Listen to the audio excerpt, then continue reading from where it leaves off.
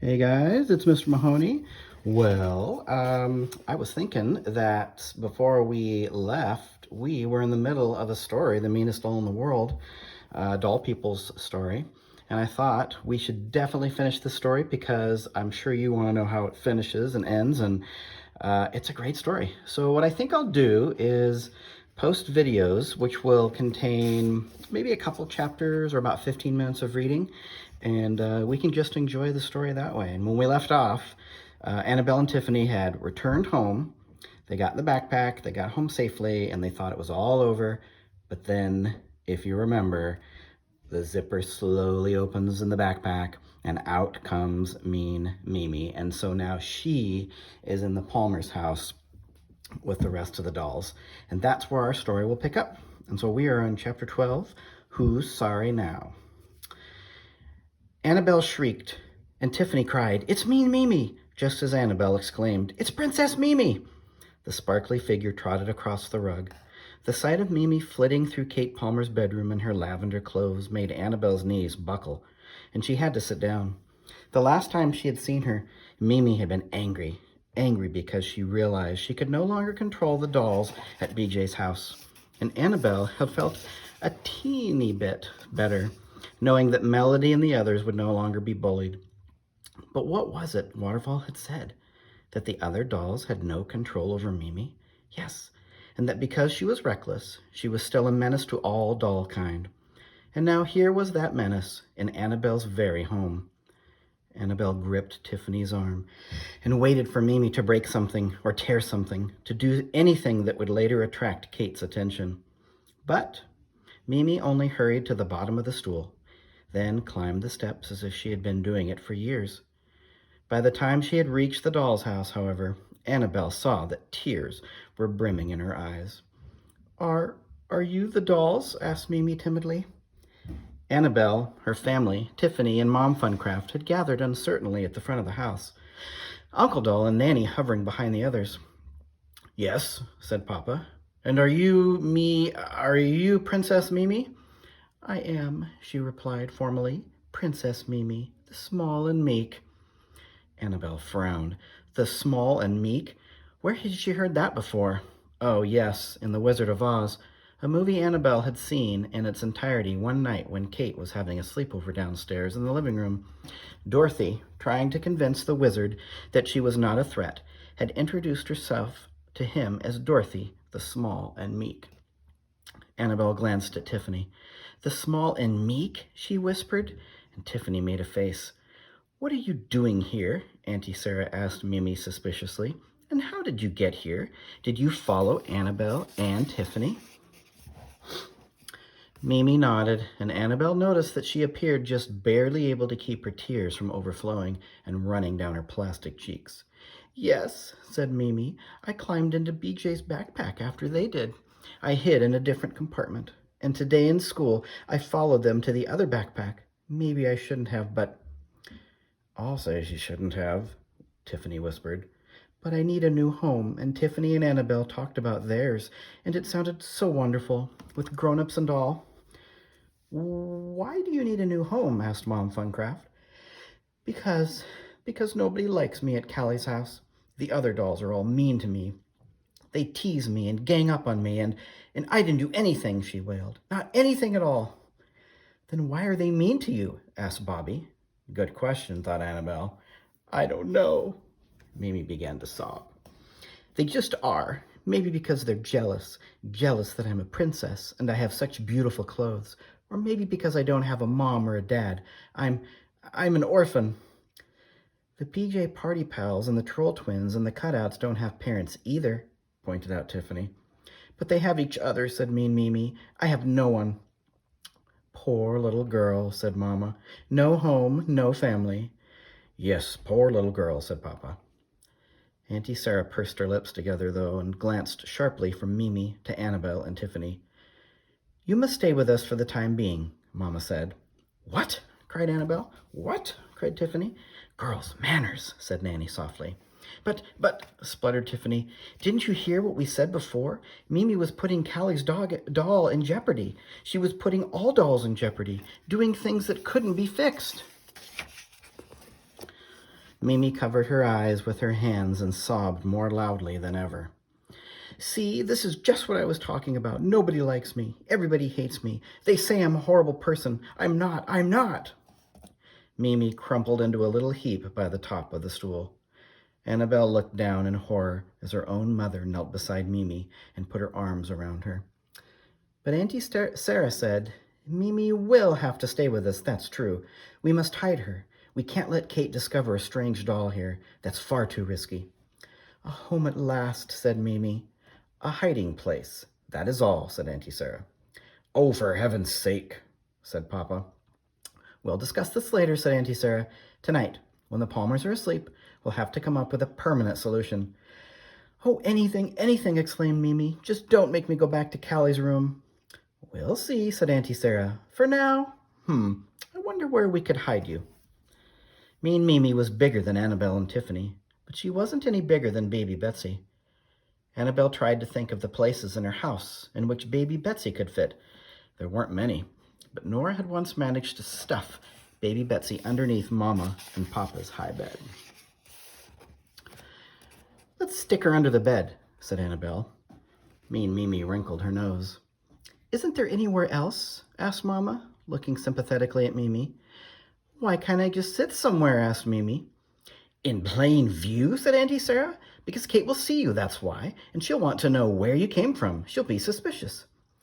I suppose she could just hide somewhere in Kate's room, said Annie.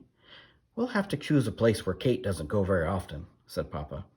Very often? Said Mimi. How long am I going to hide? For heaven's sake, just stop talking about this and do something, said Mom. Mimi, dear, why don't you go sit in the Barbie camper? You'll be safe there. Said Uncle Doll, who had once run away to the camper and didn't like to be reminded of it. Mimi's eyes filled with tears once more. Why are you kicking me out? I don't understand. Don't you want me? From the hallway came the sound of voices. Mom? That's Kate, Annabelle whispered. She's back from Diana's house. The Palmers must be home too. Hi, honey, said Mrs. Palmer. Dinner in half an hour. How much homework do you have tonight? I have to study my spelling words, Kate said. Why don't you go do that now? I'll call you when dinner's ready. Papa Doll looked as though he were about to faint. Places, everyone. Places right now. But Mimi isn't, Annabelle cried.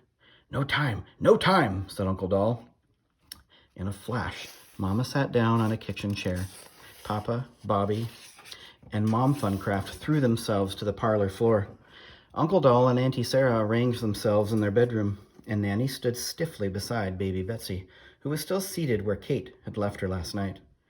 Annabelle and Tiffany, who didn't know where they were supposed to be, joined the heap of dolls in the parlor. Hide, Tiffany said. Anywhere, just hide now. Annabelle, at the top of the heap of dolls, rolled over a teeny bit so that she could look into Kate's room. She glanced from Mean Mimi, still standing on the top step of the stool, to the doorway, wanting to see Kate. Go, cried Tiffany. And Mimi disappeared from view as she scrambled back down the stool. Annabelle could see the top of the Barbie camper, and she expected the door to open, then shut as Mimi rushed inside, but the door remained closed. Annabelle heard footsteps in the hall, heard Kate say, Not now, Nora. I have to look at my spelling words. We're going to have a quiz tomorrow. She's right down the hall, exclaimed Annabelle. And that was when she saw Mean Mimi run lightly across Kate's room and out into the Palmer's house. Chapter 13, The Queen of Mean. Annabelle waited for a shriek, for a scream, for Kate or Nora to wail, I saw a doll running in the hall. She waited for the grown-ups to be called. She waited to see if she would go into doll state for this. But the hallway was quiet. A moment later, Kate walked through her doorway, flopped onto her bed, rummaged around in her backpack, pulled out her spelling book and began reciting, Question, Question, experiment, experiment, possible, possible. Annabelle should have felt relieved, but she didn't. Where was Mimi? Annabelle didn't know how Mimi had managed to escape being seen by Kate or any of the Palmers, but apparently she had, and she wasn't in Kate's room, which meant she was just loose in the house. For the next 6 hours, Annabelle worried in silence, worried and waited for her father to get to his feet and give the all clear. When he finally did, the dolls and Mom Funcraft gathered in the parlor and talked in hushed voices. "Where do you think she is? She could be anywhere. She doesn't know the humans who live here. She doesn't know their routines. I can't believe she would do such a thing. Nobody had to say who she was, though." "Annabelle, Tiffany," said Mama, "tell us again what happened when you were at BJ's house this weekend. Exactly what happened." The girls told the story a second time, trying to be as specific about Mean Mimi as possible. They told how she had controlled the Sandra doll and Sleeping Billy and Technoman.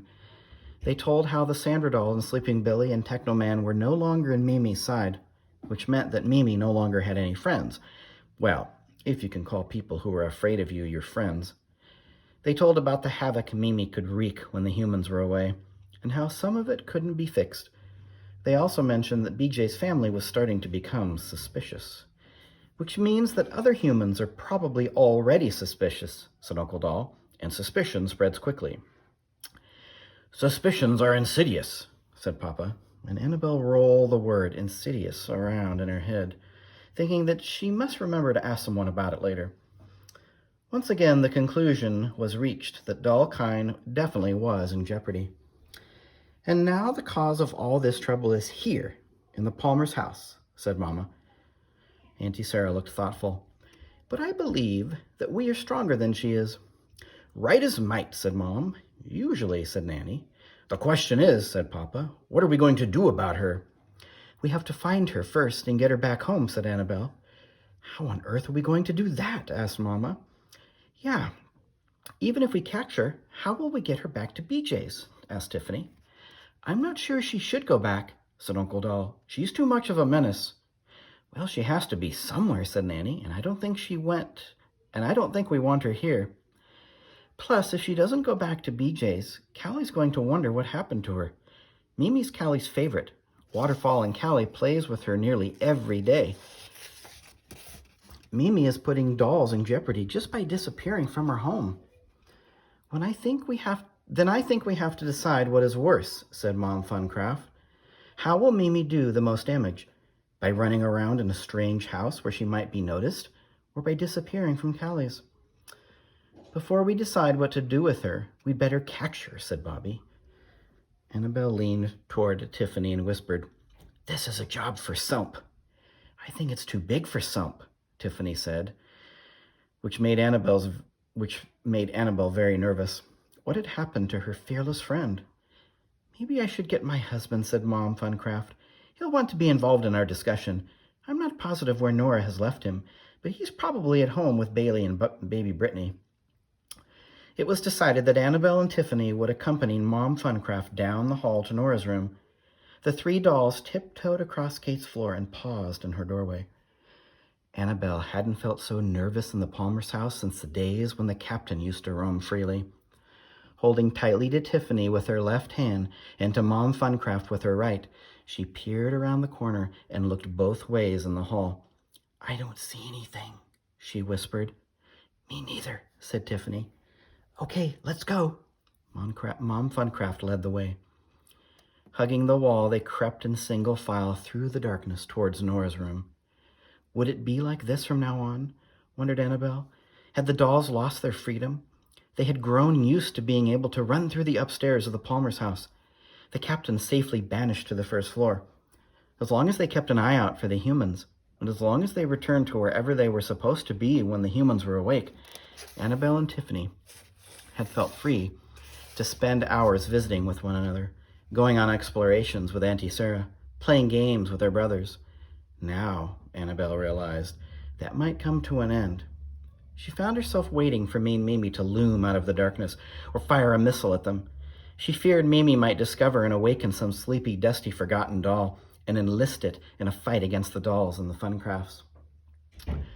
A cat toy was the last thing Annabelle expected. When one rolled down the hall toward them, its bell tinkling impossibly loudly, Annabelle felt as if she were a pin about to be bowled over. "Yikes!" Tiffany let out the quietest shriek she could manage. "What's that?" cried Mom Funcraft. "It's one of the captain's toys," said Annabelle. jumping aside as the plastic ball bumped to a stop against the wall. Where did it come from? Yee! Annabelle heard laughter from the other end of the hall. It's Mimi, she said. Shh, said Mom Funcraft, and she pulled Annabelle and Tiffany through Nora's doorway, across the floor of her room, and into the pink dollhouse. Hello? Called Dan Funcraft. Hello? Dad, it's us, Tiffany called. But a ringing bell drowned out her voice. The captain's toy hurtled through Nora's room and lodged under the bed. She's going to wake up! She's going to wake up, hissed Annabelle, peering at the dark shape on Nora's bed, but nothing moved. Dad Funcraft ran down the stairs of the pink dollhouse. Girls, you're home, he said, hugging Tiffany, then Annabelle. Where were you? We were so worried. When did you get back? What happened? Did you have Dear, Mom Funcraft interrupted him, we have a small problem. She tried to explain to him, quickly and very quietly, who Mean Mimi was and what was happening. Come to the doll's house with us, she said. We need to have a neighborhood meeting right away. Mean Mimi's laughter floated to the ears from Nora's doorway, but no matter how hard Annabelle stared through the darkness, she could not see her. All right, said Dad Funcraft. The meeting sounds like a good idea, but I think we should leave baby Brittany here. I'd rather not carry her through the hall if that doll is loose. She's right outside the door, Annabelle hissed. I'm positive. Then Annabelle, you and Tiffany stay here. You can hide in the house. No, shrieked Annabelle. And Tiffany said, we're not going to stay here by ourselves. She'll find us. Mom and Dad Funcraft looked at each other. All right, everybody come with us, said Mom. Maybe we'll be safer together. And that's where we're going to stop for now. And I hope you enjoyed this video, and go ahead and look for the next reading, and I'll post that video sometime tomorrow or the next day, and I'll label them so you can tell which is which. Hope you enjoyed it. Talk to you later.